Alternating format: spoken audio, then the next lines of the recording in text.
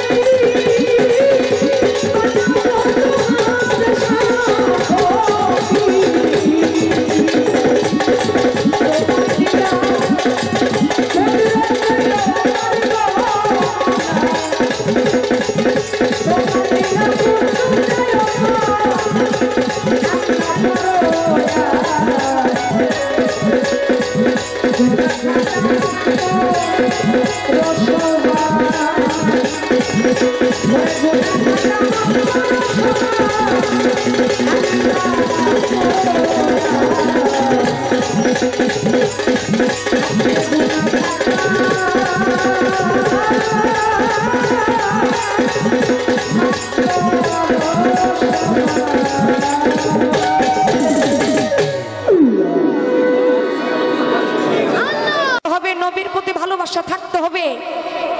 আমি মুসলমান হইলাম কিন্তু নবীর প্রতি আমার মহব্বত নাই, আমি কিন্তু খাঁটি মুসলমান নই। কারণ আপনি আমি যারা মুসলমান সবাই আমরা নবীর উম্মত। এই নবী বিনে কিন্তু আপনার আমার কোনো গতিও নাই। সেই নবীর প্রতি শ্রদ্ধা ভালোবাসা প্রত্যেকটা মুমিন মুসলমানের থাকতে হবে। তাই ওখান থেকে ছোট করে একটি নাতে রাসূল করে বসি, এরপর ধারায় চলে যাব। ধন্যবাদ।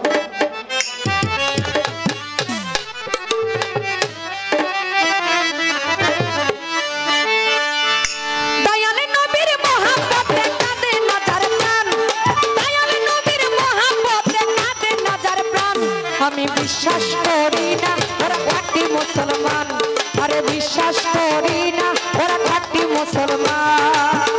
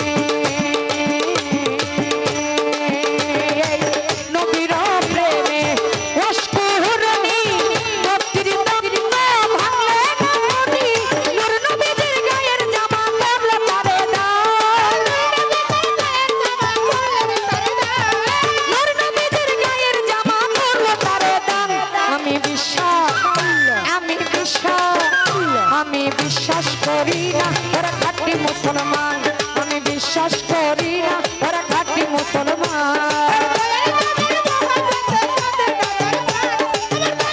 বিশ্বাস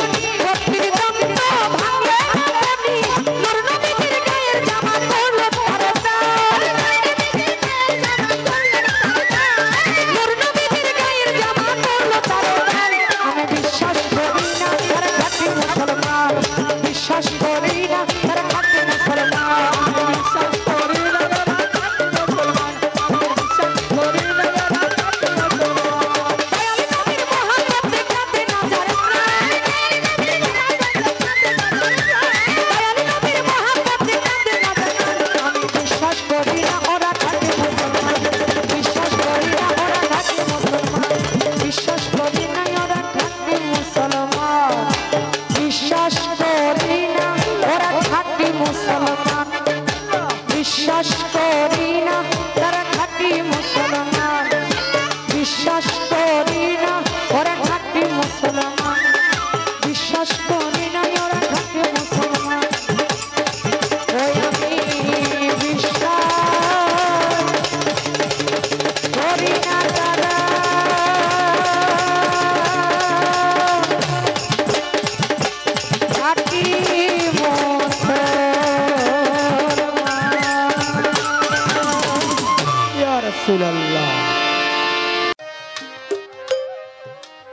ধারা আসলো গুরু আর ভক্ত এখন যে সময়টা এই সময়টা থেকেই গুরু ভক্ত পালা আমাদের মাঝে চলবে আমার ডান পাশে যিনি বসা, অতি চমৎকার করে উনি ওনার প্রথম আসর যেই পরিচয় জানা এবং জানানো উভয়টা অতি চমৎকার ভাবে তিনি সাজিয়ে গুছিয়ে আমাদের মাঝে উপহার দিলেন। তো বললেন যে গুরু ভক্ত পালাটা আগে ভক্ত থেকেই শুরু হয়, তাই না বাবা? ভক্তের যে চাওয়া পাওয়া থাকে সেই সূত্র থেকে অনুসরণ করে তা তার ভক্তের মাঝে আবার পুনরায় দেওয়া হয়। আর ভক্ত যাই জানার জন্য বোঝার জন্য চেষ্টা করে সেই ভক্ত থেকে বাকি জ্ঞানী গুণী সাধু গুরুজন যারা ওনারা একটু আত্মার খোরাক পায়। আমার বাবাজিরা বলছে যে যেন একটু ছোট ছোট হয়, কথা একটু যেন কম হয়। বাউল গান এটা শুনতে হলে একটু ধৈর্য থাকতে হবে। আপনারা তো জ্ঞানী মানুষ, আমার বোঝানোর মতো তো কোনো সাধ্য ক্ষমতা নাই। কারণ বাউল গানে যদি একটু ধৈর্য যদি না থাকে সেখানে কখনো বাউল গান শুনে আত্মার তৃপ্তি পাওয়া যায় না। অন্যান্য গানে দেখা যায় একটা শিল্পী মঞ্চে দাঁড়ায় 1 ঘন্টা গান করলেই তার স্টেজ আবার শুরু আবার শেষ হয়ে যায়, 1 ঘন্টার ভিতরে সব শেষ। কিন্তু বাউল গানটা এমন একটি গান, এই গানটা রাত্র 10টা থেকে 9টা থেকে শুরু হয়, ঠিক ভোর 4টা পর্যন্ত চলে। কি কথা ঠিক কিনা? এটা কিন্তু 1-2 ঘন্টার ব্যাপার না, এটা সারা রাতের ব্যাপার। আর আমাদের বড় বাবারা, আমার দাদা গুরু মাতাল কবি রাজ্জাক দেওয়ান, বড় বাবা খালেক দেওয়ান, মালিক দেওয়ান, তারা যখন গান করেছিল তখন এমনও সময় গিয়েছে 2 থেকে 3 রাত্র গান হয়েছে। হয়েছে না বাবা? এই যে পালা চলছে তো চলছে, দর্শক ছাড়ে না, আর এক শিল্পী আরেক শিল্পীকে ছাড়ে না। এই যে পালা শুরু হয়েছে এমনও ঘটনা আছে যে 1 থেকে 2 দিনও পালা একটা মঞ্চে চলছে।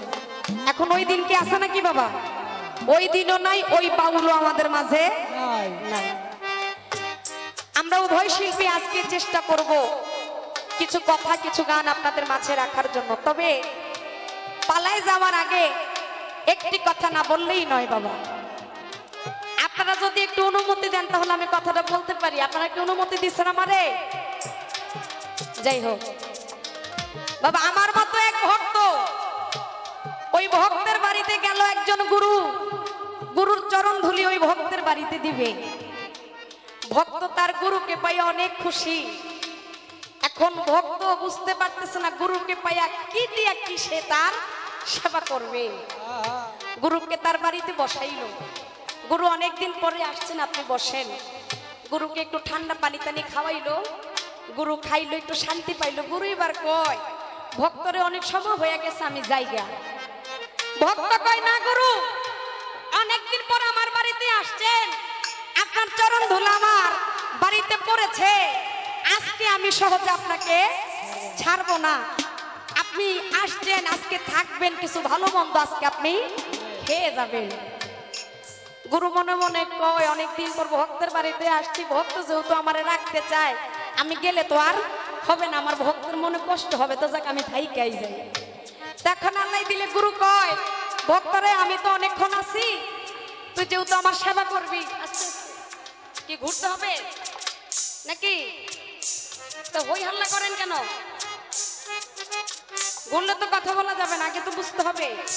আর যুবক ভাই যারা আছেন তাদের উদ্দেশ্য বলবো, বাউল গান বিচার গান, বাউল গান কথার গান, কথার ভিতরে ব্যাঘাত ঘটালে হই হাল্লা করলো এটাকে বাউল গান বলে না। আমি আমার পালাটা শুরু করতেছি, আগে শুনেন, ভালো না লাগলে চলে যাবেন। আমারও যদি ভালো না লাগে তাহলে আমার বসায় দেবেন। আপনার যদি ভালো না লাগে আপনি চলে যাবেন। আর যদি পুতুল দেওয়ানটা যদি ভালো না লাগে, পুতুল দেওয়ান বৈশা পড়ো, আমি বৈশা পড়বো, সমস্যা নেই। কিন্তু বাউল গানের ভিতরে ব্যাঘাত ঘটানো যাবে না। একবার ব্যাঘাত ঘটাইলে সারা রাত্রের মজা ওই জায়গায় শেষ। এখন গুরু বলে যেহেতু আমি অনেকক্ষণ আছি, তা আমার ভক্ত আমারে বলতেছে থাকার জন্য, তা আমি থাকি। আল্লাহ দিলে গুরুর জন্য ভক্ত কি করলো, বাজার থেকে বড় মাছ যা যা লাগে গুরুর চরণে, গুরুকে একটু সেবা দিবে, দুপুর বেলার আয়োজনটা ভক্ত তার গুরুর জন্য করলো। গুরুকে ডাক দিল, গুরু ওঠেন না, আপনি খাইবেন না, আমার বাড়িতে আসছেন, একটু ভালো মন্দ তো আপনাকে খাইতে হবে, আপনি গুরু ওঠেন। গুরু এবার উঠা খাওয়া দাওয়া করে আর ভক্ত গুরুর ডান পাশে বাম পাশে দাঁড়ায়া গুরুর প্রতি বাতাস করে। খাওয়া দাওয়া শেষ, এখন গুরু তো চইলা যাইব। গুরু কয় ভক্তরে ওই যে তোর আলনার পাশে আমার একটা পাঞ্জাবি রাখা আছে, পাঞ্জাবিটা আমার একটু দে। এখন ভক্ত তার গুরুর সামনে পাঞ্জাবিটা দিছে, পাঞ্জাবিটা পরছে। পরার পর গুরু কি করলো, ওই পাঞ্জাবির পকেটের ভিতরে হাত দিয়া লক্ষ্য কইরা দেখে বাবা ছিল 2000 টাকার 2টা নোট, এবং 2000 টাকা 2টা তো নোট নাই, দেখে একটা আছে আর একটা নাই। কি বাবা কথা খারাপ লাগে নাকি? যাক আলহামদুলিল্লাহ। এখন গুরু মনে মনে চিন্তা করে রাখলাম 2000 টাকা আছে, 1000 টাকা কি একটা মুশকিল, কি করি। মানে গুরু একটু সংকোচ বোধ করতেছে কি ভক্তরেকে জিজ্ঞাসা করবো নাকি করবো না। এখন না পাইরা গুরু কয় ভক্তরে আমি তো আমার পাঞ্জাবির পকেটে 2000 টাকা 2টা নোট রাখছিলাম, তো একটা আছে আরেকটা নাই, ব্যাপারটা কি? কয় গুরুর জাত কথা, এই যে দুপুরবেলা যে আপনারা যে আমি ভালো মন্দ এত কিছু যে খাওয়াইলাম, বড় মাছ আনলাম, মুরগি আনলাম, এত কিছু যে আপনারা কইরা খাওয়াইছি, ওই আপনার 2000 নোট থেকে আমি 1000 টাকার নোট নিয়ে আপনার জন্য বাজার সদাই করছি। এখন গুরু কয় ভক্তরা তুই আমার এত ভালো মন্দ খাওয়াইলি, তুই তো আমার টাকা দিয়ে আমারে খাওয়াইলি, তুই কি খাওয়াইলি? ওই গুরুর যা কথা, আপনার টাকা দিয়ে আপনারে খাওয়াইছে ঠিক আছে, ওই যে আপনার বাম পাশে থাইকা আমি যে আপনার ওই যে বাতাসটুকু যে দেখছি, এই বাতাসটুকু আমার। হ্যাঁ ও গুরু, আজকে আমার বলতে কিছুই নাই, ওই যে বাতাসটুকুই শুধু আমার, বাকি যা কিছু আছে সবকিছুই আপনার। কারণ আপনি হইলেন দয়াল আর আমি হইলাম কাঙ্গাল, কাঙ্গালের ভান্ডে তো কিছু নাই, আপনি যা দেওয়ার দিবেন আর ওই দেওয়া থেকেই আমি আপনার চরণে যা রাখার রাখবো। আমার বলতে কিছুই নেই দয়াল। আমার গুরু একটা কথা বলে গেছেন, খুব গুরুত্বপূর্ণ একটি কথা। গুরু ও শিষ্য এই দুইটা কথার ভিতরে একটা ফাঁক আছে, একটা অর্থ আছে, সেটা হলো কি ও, অর্থাৎ গুরু আর শিষ্য যে যেভাবে নিয়ে যায়। কিন্তু দেখা যায় গুরু ভক্তদের বেলায় সেই শব্দটা আসে না, কারণ গুরু ভক্ত হলো খুবই কাছাকাছি। তাই আমি জানি না আজকে কতটুকু আমি আমার গুরুর চরণে থাকতে পারি। গুরু যদি কৃপা করে তার চরণে যদি আমাকে ঠাঁই দেয়, তাহলেই আমার থাকা হবে, ইহার চাইতে বড় সাধ্য আমার নাই। তাই আমি আমার পালাই যাওয়ার আগে আমি আমার সাধক, আমার গুরু সহকারে যারা আছে প্রত্যেকের চরণে আমি একটি ভক্তি দিয়ে আমি আমার পালাই প্রবেশ করতে চাই। সাধু গুরু বৈষ্ণব যারা সবাই আমার এই ভক্তিখানা গ্রহণ করে।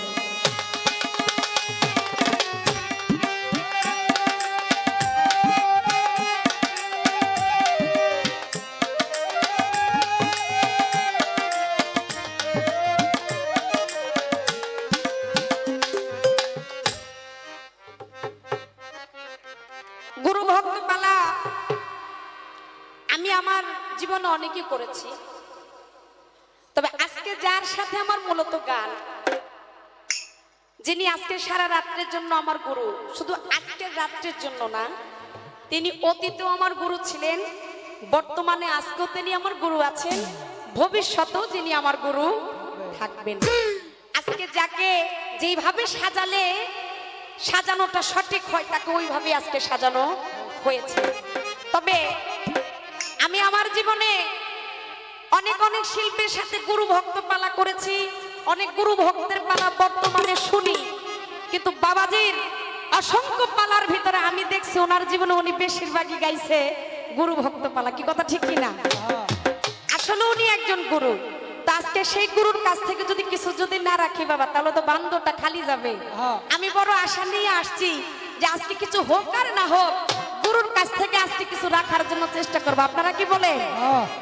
আপনারা যদি আমাদের সাথে থাকেন ইনশাআল্লাহ বাবাজির কাছে চাইলে বাবাজি আমাদেরকে খালি হাতে ফিরাবে না। তাই সর্বপ্রথম দাদা গুরু মাতাল কবি রাজ্জাক দেওয়ান সাহেব দাদার একটি গান দিয়ে আমি আমার পালায় প্রবেশ করছি। ধন্যবাদ।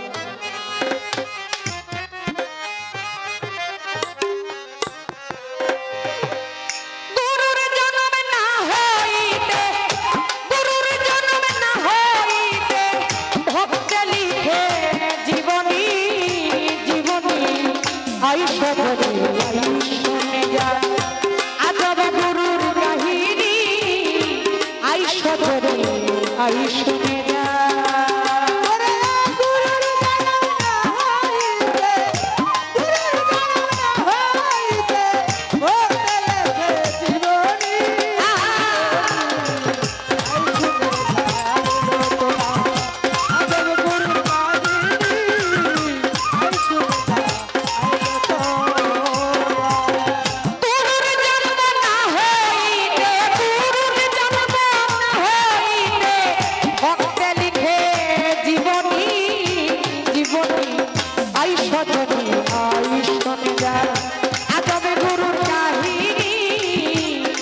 সজনী আই শুনে যা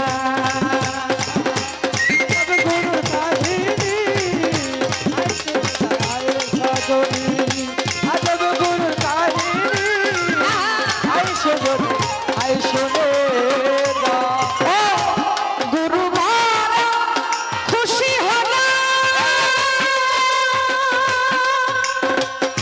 গুরুর ভক্তের দিল গুরু বড় খুশি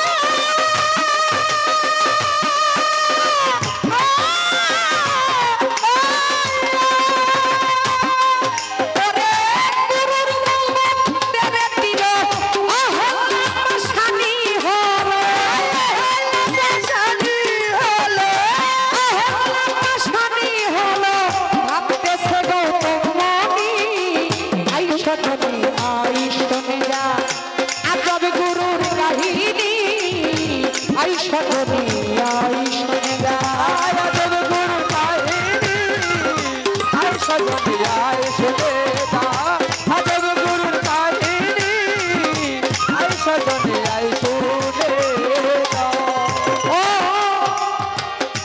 এক গুরু উলঙ্গ হইয়া জগৎ গেল হাসাইয়া ও গুরু গো এক গুরু উলঙ্গ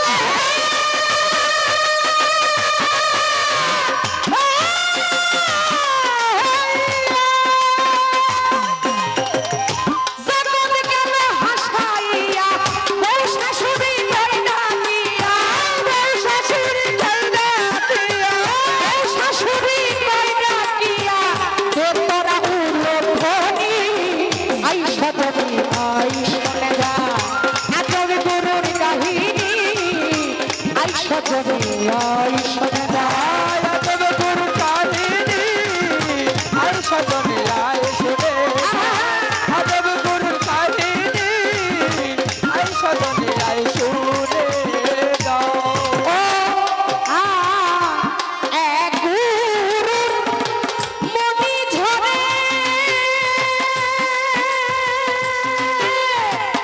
ব্রহ্মপুত্র নামটি ধরে দেখো এক গুরুর চরণে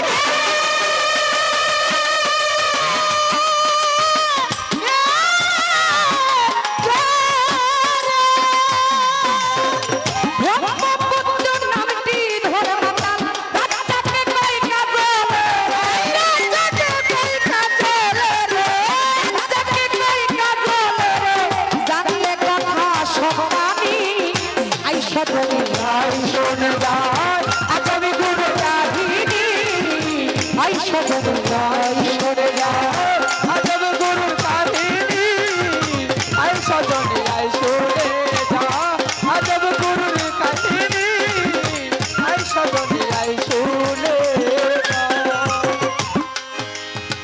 সাধক তার গানের ভিতরে বলে দাদা গুরু মাতাল কবি রাজ্জাক দেওয়া তার যে গানটি করেছে বাজান আমার গানের কথাগুলো কি বুঝতে পেরেছেন সবাই বুঝেছেন না যাই হোক যারা বাজাচ্ছেন আপনাদের উদ্দেশ্যে বলবো ছোট ছোট করে বাজাবেন আমাদের কথাগুলো যেন ক্লিয়ার সবাই শুনতে পারে সাধক তার গানের মাঝে বলেছে গুরুর জন্ম না হইতে ভক্তে লিখে জীবনী আই সজনী আই শুনে যা আজব গুরুর কাহিনী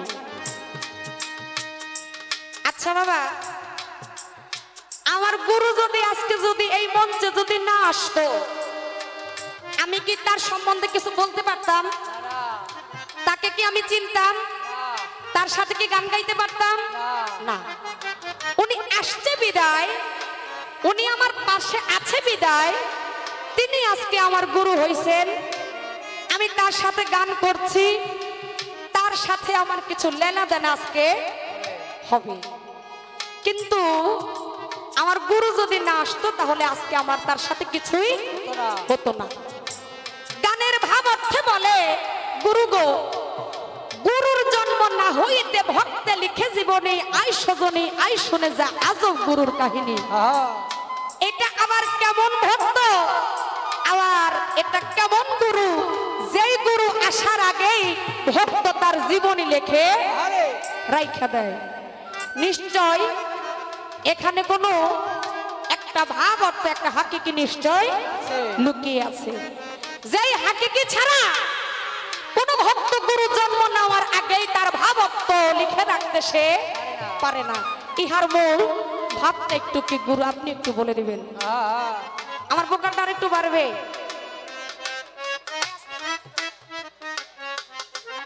সাধক তার গানের মাঝে বলে, গুরু বড় খুশি হইল গুরুর বউ ভক্তের দিল।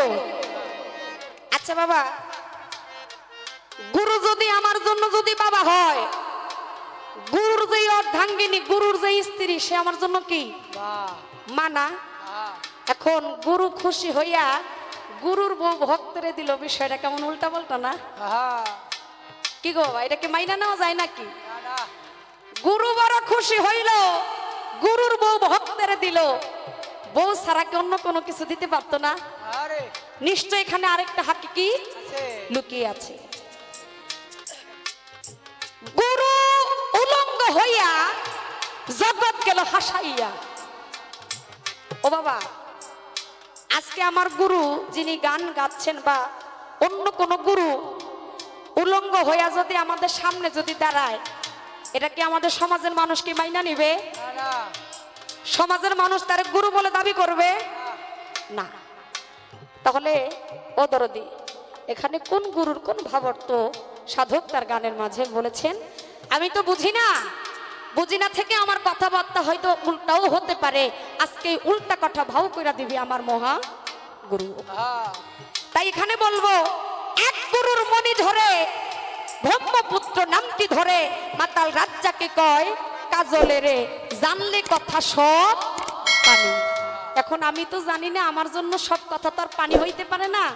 যদি আপনি দয়া করে যদি বুঝাইয়া দেন, সব কথা আমার জন্য পানি হয়েও যাইতে পারে যদি আমার গুরু যদি তার ভক্তের প্রতি যদি কৃপা করে। তাই সর্বপ্রথম আমি আমার গুরুর কাছে আমার দাদা গুরু মাতাল কবি রাজ্জাক দেওয়ান, সেই দাদার একটি গান আমি আমার গুরুর চরণে রাখলাম।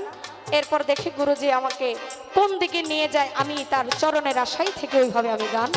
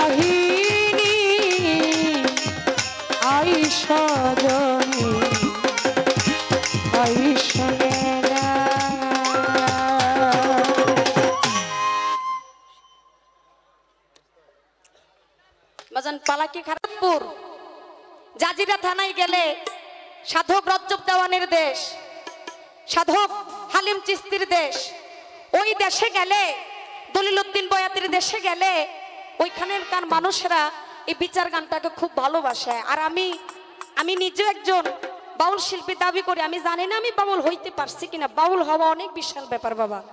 এটা দু চারটা কথা না, কিন্তু এখনো আপনাদের মাঝে গান করতে আসলে নিজেকে ধন্য মনে করি যে আপনাদের মতো সাধুগুরু বৈষ্ণবের সামনে দাঁড়ানোর সুযোগ সুবিধা আমাদের হয়, আমরা একটু কথা বলতে পারি।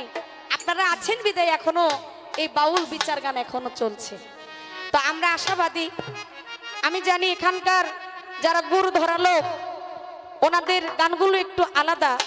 আমি চেষ্টা রাখবো একটু আরেকটু গভীরে গেলে ওইখান থেকে কিছু গান যারা সাধক আছেন আপনাদের জন্য আমি রাখার জন্য চেষ্টা করব।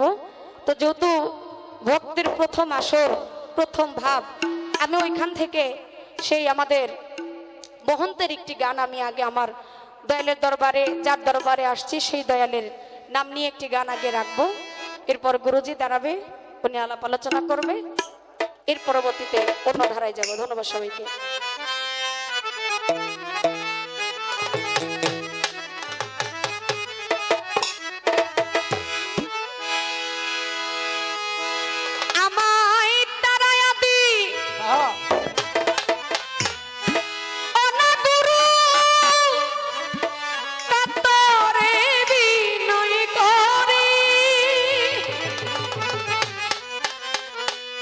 ওই আমায় তারা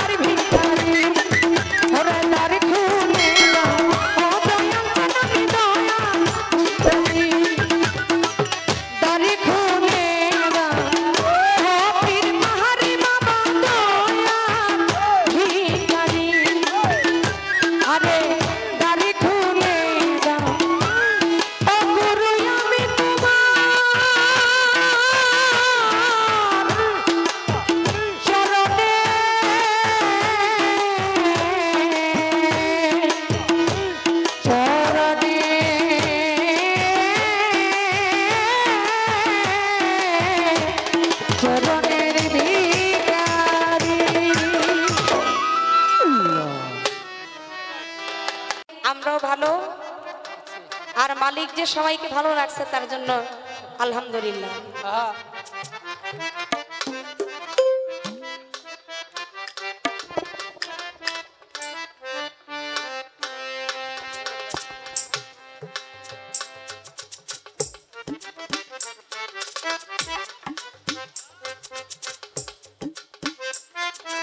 অতি চমৎকার ভাবে আমার গুরুজি কথা রাখলেন। তো বাউল গানের মাঝে কথা থাকবে, এটাই স্বাভাবিক। বাউল গানটাই তো বিচার গান, আর বিচার গান মানেই তো কথার গান। কবির কল্পনা, কল্পনা ছেলে খেলার কল্পনা, আমরা করব বর্ণনা, আপনারা করবেন বিবেক বিবেচনা। ধর্ম সবার ঠাই, কথার পৃষ্ঠে কথা না থাকলে বাউল গানের কোনো মজা নাই। কারণ আমার কথার পিছনে কিছু কথা রাখতে হবে। তবে আজকে আমি আসি বড় বিপদে, কারণ আমি যাই বলি সব কিছুই আজকে ঠিক নাই। তাইলে আজকের গান কমিটি শুধু শুধু অযথাই আমারে আনছে, আমার মনে হয় আর কি। আজকে একটা গান আমি রেখেছিলাম আমার গুরুর চরণে। গানটি হলো দাদাগুরু মাতাল কবি রাজ্জাক দেওয়ান সাহেবের। গানের কথা ছিল, গুরুর জন্ম না হইতে ভক্তে লিখে জীবনী, আইসো জনি আই শুনে যা আজব গুরুর কাহিনী। গুরুটা আমার যে গানটা ছিল, গানটা কিন্তু গুরু ভক্তের খাঁটি একটা গান। এটা আমার মতে, আমার জন্য। আমি জানি না, আমার গানটা মনে হয় আমার গুরুজির পছন্দ হয় নাই। আমার গুরু বলল, গুরুর বউ ভক্তের দিল, এই কথা শুনে আপনাদের লাভ হবে কি? গুরুর জন্ম না হইতে ভক্তে লিখে জীবনে, এই কথা শুনে কি আপনাদের কোনো কাজ আসবে নাকি? গুরু উলঙ্গ ছিল, জগতের মানুষকে হাসিয়ে গেল, এই ধরনের কথা শুনে আপনাদের কোনো কাজেই নাকি আসবে না। ঠিক আছে গুরু, আপনার কথার উপর তো আমার কোনো কথা চলে না। আর আপনার কথার উপরে যদি আমি কিছু কথা যদি বলতে যাই, সেখানে আমার বেয়াদবি হয়ে যায়। একজন ভক্ত কখনো তার গুরুর সাথে বেয়াদবি করতে পারে না, আর বেয়াদবি করলে সেই ভক্ত কুলে নামও লিখাইতে পারবে না। আমার বাবাজি একটা কথা বললেন, আমি একটা কথা আপনাদের মাঝে রেখেছিলাম যে গুরু আজকে কিন্তু আমাদের কিছুই নাই। আমি বলেছিলাম ওই বাতাসটুকু ছাড়া আজকে আমার মাঝে কিছু নাই।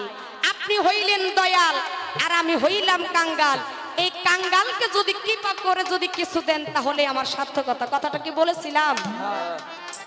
তাহলে বাজান রে, আমার হয়তোবা দয়াল হয়তোবা কথাটা বুঝে নাই, হয়তোবা আমি বুঝাইতে আজকে ব্যর্থ হয়েছি, আমি হয়তোবা বুঝাইতে পারিনি। গুরুজি,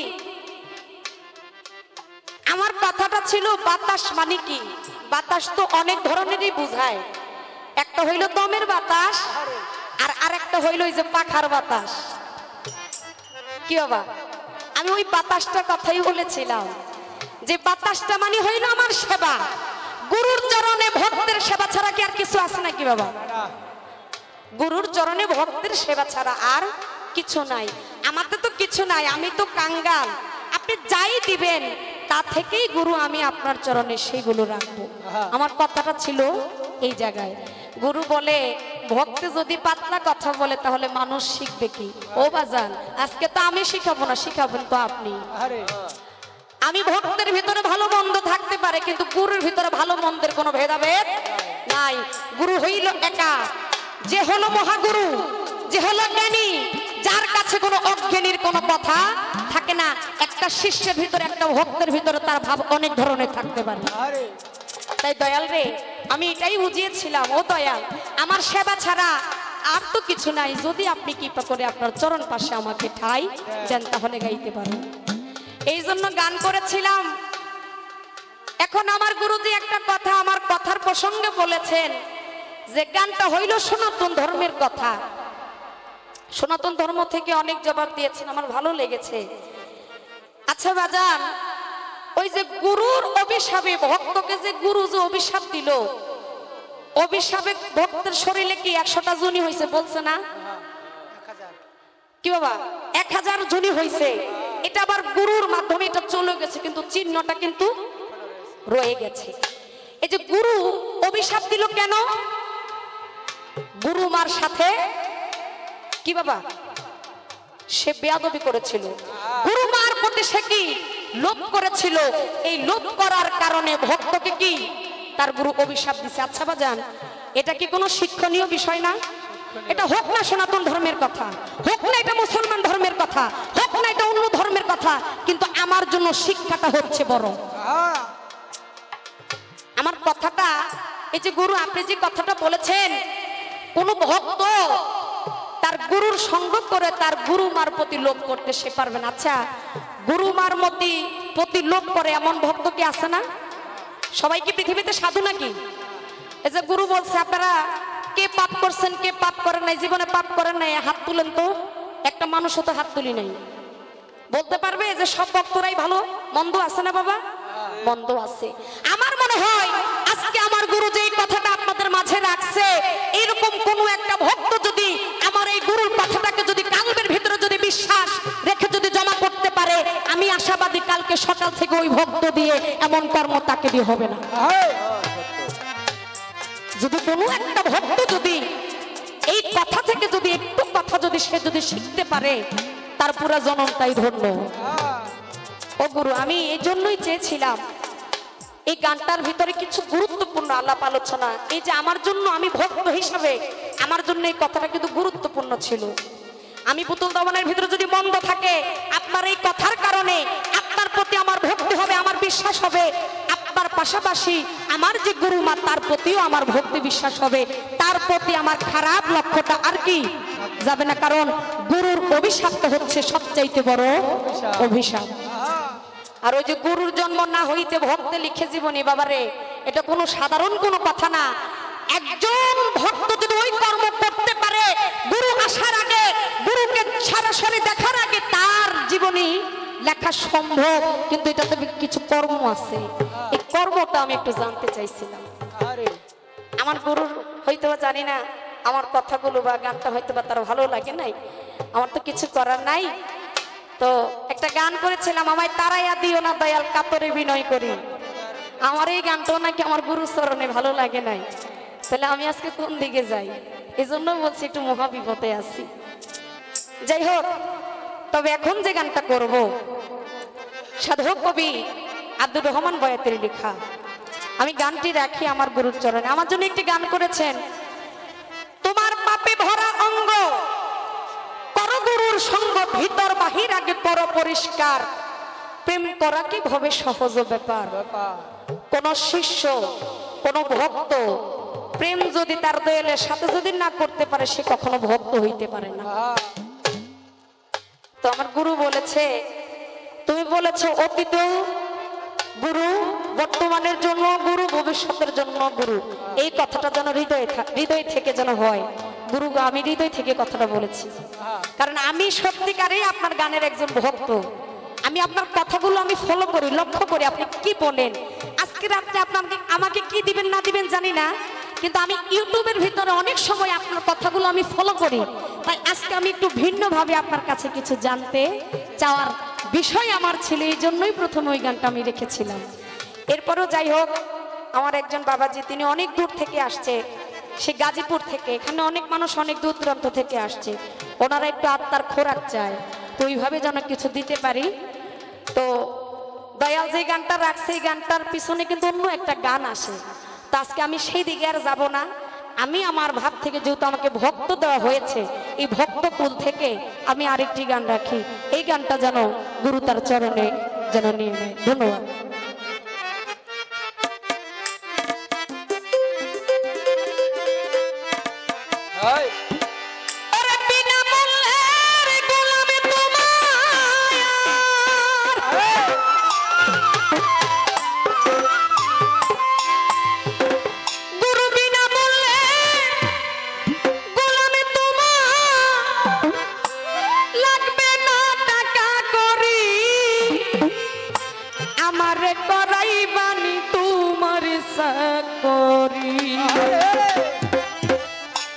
সাইনা ভবের মজুরি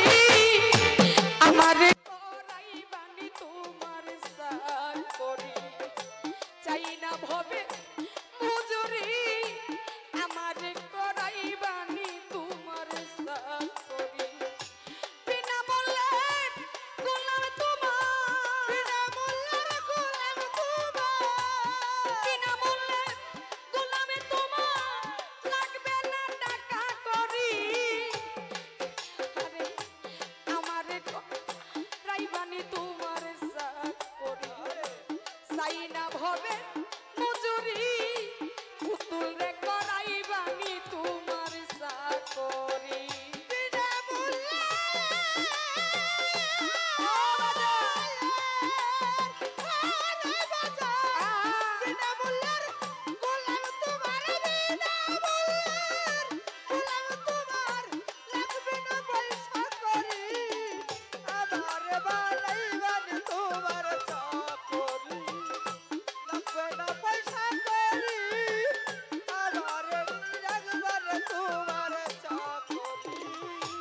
গৃহস্থরা কুকুর মালে তাই তারে তারে বাড়ি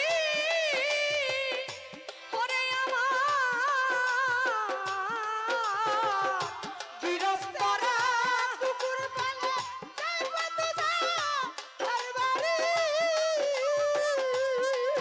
আরে দয়াল রে গৃহস্থরা কুকুর মালে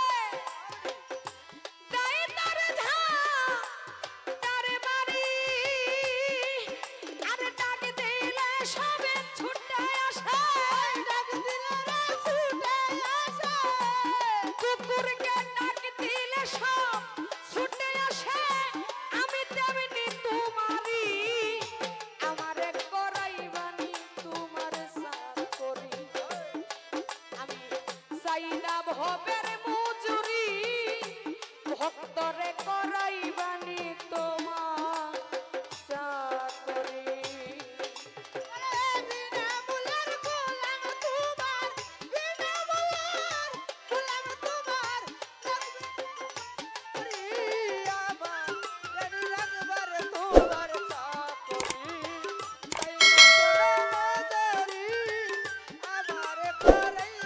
তোমার চাকরি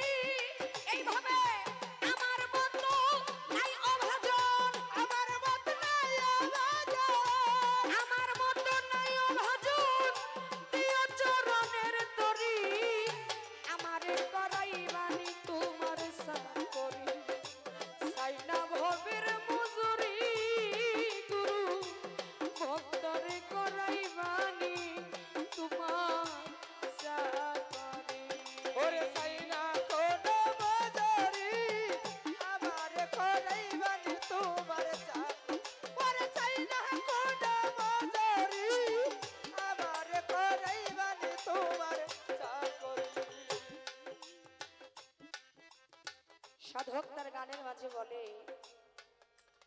পার করিতে ওই নায়ের ঘাটে হইও নায়ের কান্ডারি। আমার বলতে নাই কোনো ধন, আমি তোমার ওই চরণেরই ভিখারি। আমার গুরু একটি গান করেছেন, মুর্শিদ চরণ অমূল্য ধন, দিন থাকিতে হইল না, লোহারে বানাইল কাঞ্চা সোনা। মুর্শিদ চরণ যেই ব্যক্তি বুকের মাঝে আঁকড়ে ধরেছে তার তো আর কোনো ভয় থাকে না, কারণ তার মুর্শিদই তার সব সহায় সম্বল। তাই আগে ওই চরণের ভজন তাকে করতে হবে, কারণ ওই চরণে দিলে ভক্তি তবেই তো তার মিলে মুক্তি। আমি চরণে দিলেই ভক্তি তবেই তো আমার মিলবে মুক্তি।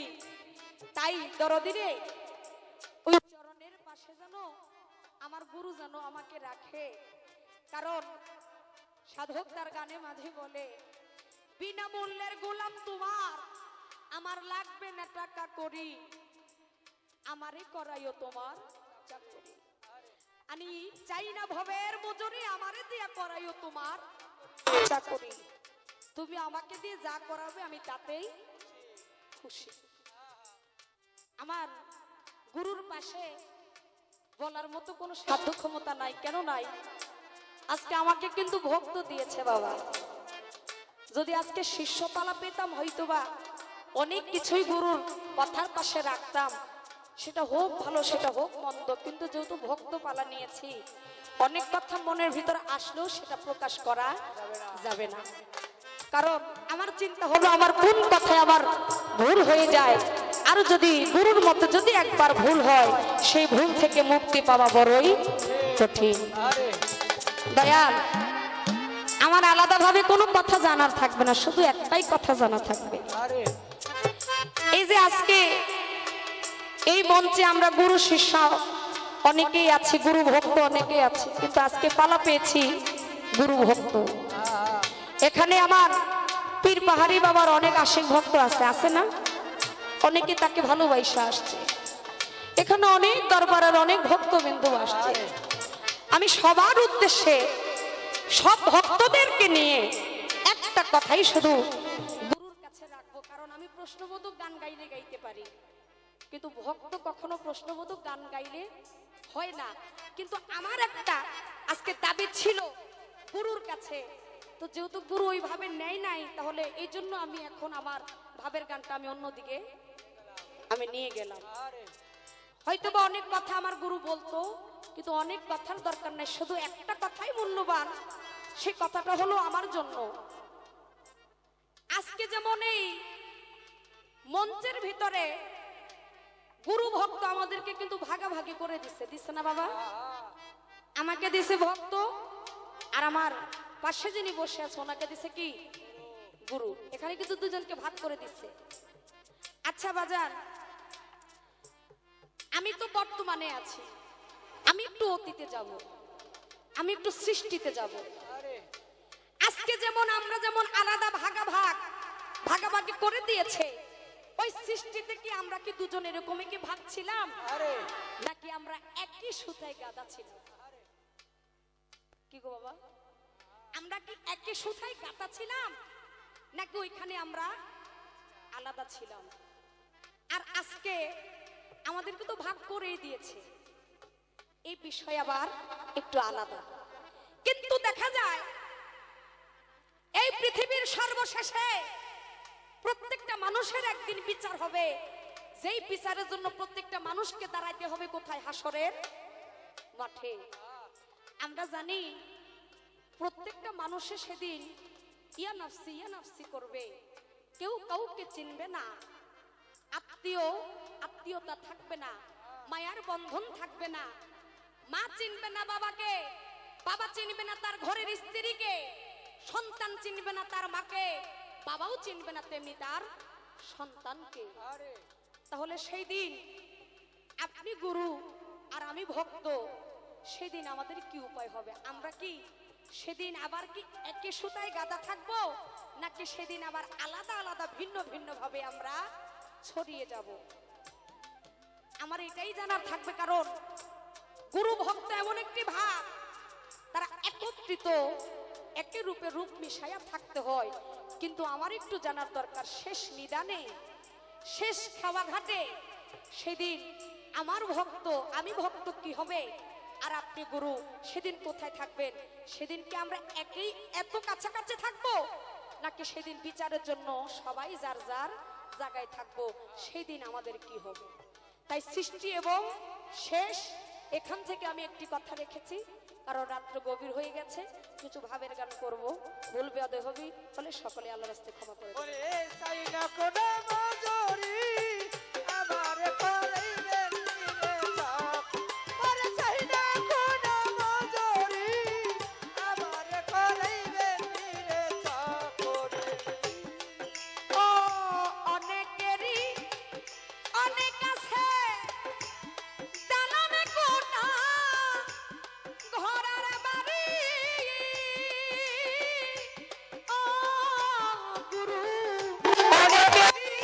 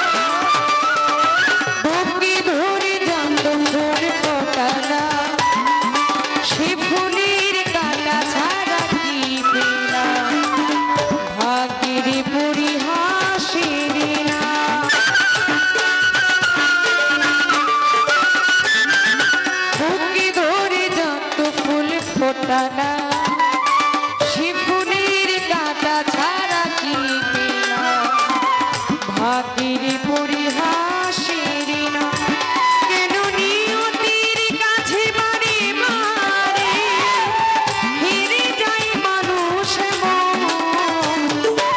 আমার মতো এত সুখী নয় তো কারো দিবানা, কি আদরে স্নেহ ভালোবাসা জড়ানো মায়ার বাঁধন।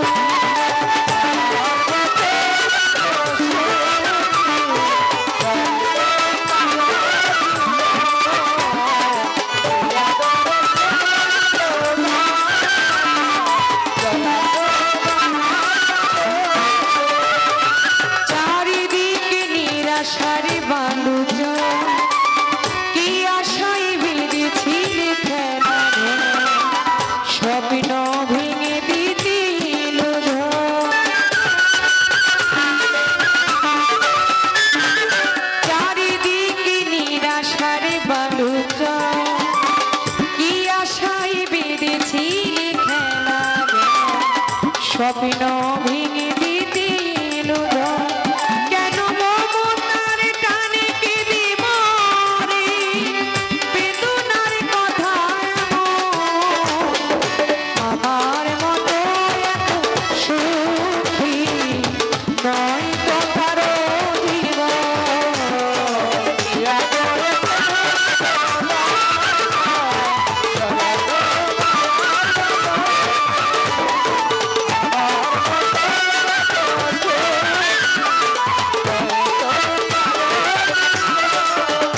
জানিয়ে বাঁধনে ঝিরে গেলে তবু আসবে আমার মরণ। আমার মতো এত সুখী নয় তো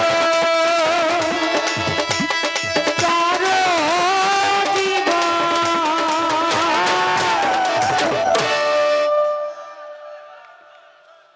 গান আমাদের কাছ থেকে আশা করে, যেই বিচ্ছেদ গান শুনলে, যে ভাব গান শুনলে ভক্তের দু চোখের পানি দিয়ে তার পরাণ জড়িয়ে যায়। ওই গান না হওয়া পর্যন্ত প্রকৃত একজন ভক্তের কখনো স্বাদ মিটে না। তা আমি জানি না আমি কতটুকু এই আসরে গাইব, অনেকক্ষণ পরে আসরে দাঁড়িয়েছি। তবে আমি সবার কাছে কৃতজ্ঞতা প্রকাশ করি যারা আমার সেই পীরপান পাহাড়ি বাবার দরবারে যারা টাকা দিয়ে, অনেকে অনেক কিছু দিয়ে আপনারা সহযোগিতা করেছেন, প্রত্যেকের কাছে কৃতজ্ঞতা প্রকাশ করি। মালিক যেন সবার দানটাকে যেন কবুল করে নেয়, এই কথা বলে মালিকের দরবারে আসছি। জানি না কখনো ভাগ্যকর্মে আবারও এই বাবাজানের দরবারে আমি আসতে পারি কিনা। তবে আমি গতবারের আগের বার এই দরবারে আসছিলাম, গান করেছিলাম। এই দরবারে পরিবেশ দেখে, দরবারে মানুষের ভালোবাসা দেখে পরাণ জুড়িয়ে যায়। এখনো আমার মনে হয় আমি ওই দিনটাতে জানি গান করছি। গতবার আমার পাশে ছিলেন আমাদের বাংলাদেশের একজন জ্ঞানী শিল্পী হানিফ সরকার। গুরু ভক্ত পালা পেয়েছিলাম, গান করেছিলাম। ঠিক তেমনি ভাবে আজও এই দরবারে হাজার হাজার ভক্ত, শত শত মানুষ দাঁড়িয়ে আছে চাতক পাখির মতো। তা আমি জানি না আমার দরদিরা কতটুকু শান্তি পেয়েছেন। আমি সবাই এই আসরে আর কোনো কথা না রেখে, আমার যে গুরু, আমি আগেই বলেছিলাম আপনি অতীতেও গুরু, বর্তমানেও গুরু, আমার জন্য ভবিষ্যতেও গুরু থাকবেন। তাই আমার গুরুজি লালন সাহেজির একটি গান করেছেন, তুমি ধরো চরণ ছেড়ো না, নিতাই কাউরে ফেলে যাবে না। তাই সেই দরদির পাশে আমার তো অন্য গান করলে চলবে না, আমার দয়ালের চরণে আমি ঠিক এমন একটি গান আমি আমার ভাব থেকে রাখি, আশেক ভক্তদের লক্ষ্য থেকে, পক্ষ থেকে। এরপর আমি আরেকটি ভাব বিচ্ছেদ গান করে বলবো, তারপর আমার গুরুজি কিছু গান করবে।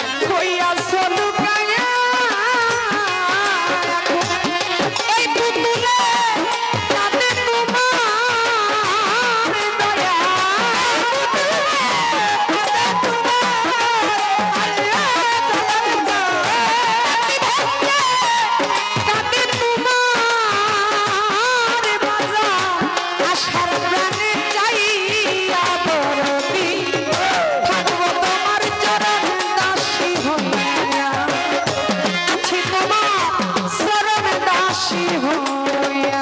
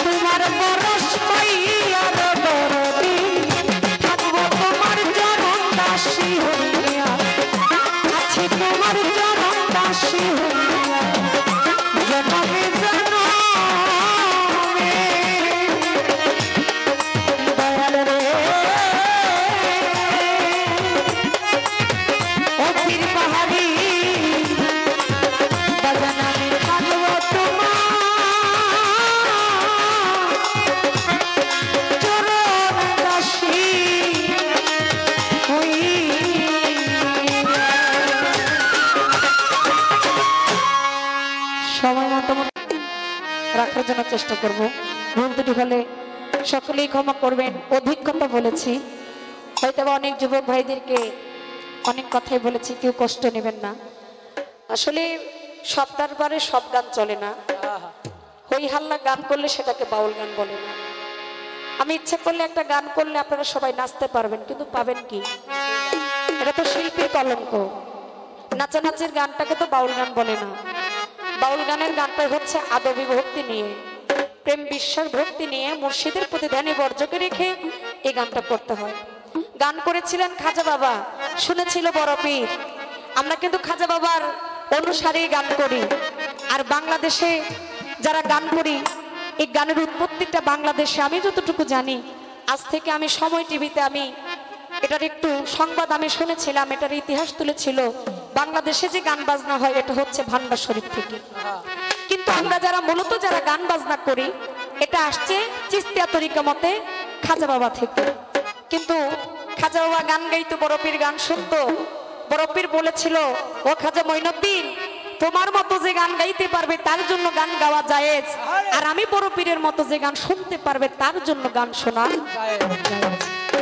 তাই আমরা ওইরকম পারি না, এরপরও চেষ্টা আমাদের মাঝে থাকতে হবে। হয়তো আমি অনেক গান করলে অনেক টাকা পাইতাম, কিন্তু টাকা বড় নয়, একজন অলির দরবারে তার নেক নজর পাওয়া হচ্ছে বড় বিষয়। তো এখান থেকে একজন ভাবুক কবি, যার অসংখ্য গান আছে, উনি একজন আপনাদের এই দেশের একজন ভালো মাপের শিল্পী, আমাদের সেই যাকে বলি মহারাজ আবুল সরকার, তার একটি গান আমি এই আসরে রাখছি। আশা করি গানটি ভালো লাগবে। ধন্যবাদ।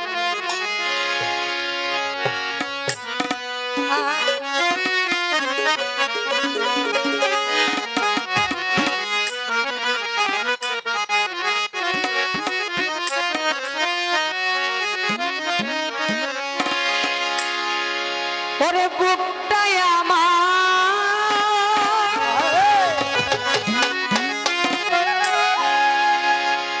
ভাঙা বাড়ি,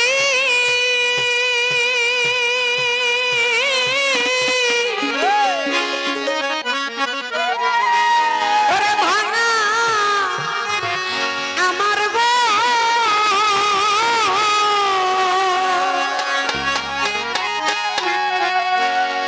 এই ভাঙা মনে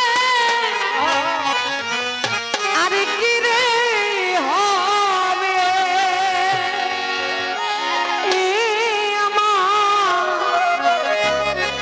প্রাণ বন্ধু আর মিলনরে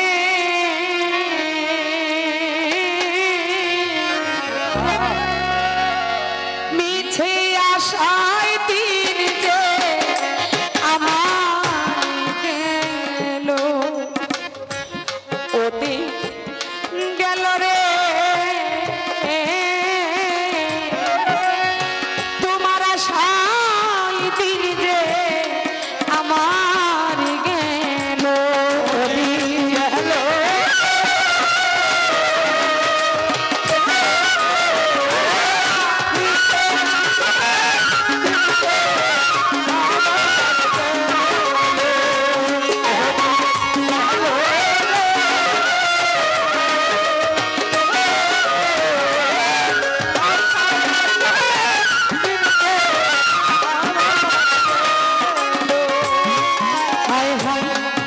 মন ভাঙাবো হৃদয় রে ভাঙা, ভাঙায় আমার বন্ধু, ভাঙায় আমার ও আমার দয়াল রে, মন ভাঙাবো হৃদয় রে ভাঙা, ভাঙা ভক্তের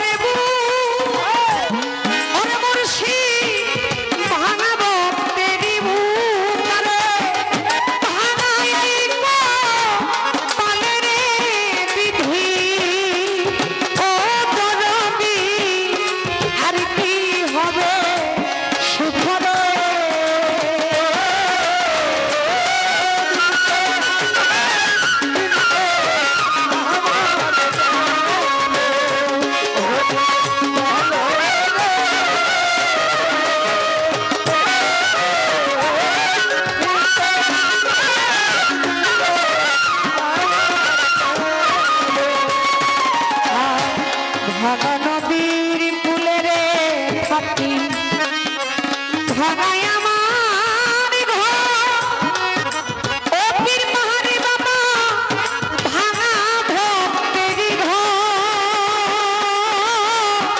ও মুর্শিদ, ভাঙা নদীর কূলে রে থাকি, ভাঙায় আমার ঘর, ভাঙায় আমারই ঘর, আরে ভাঙায় তুহিনীর বুকে, ও মুর্শিদ হইল না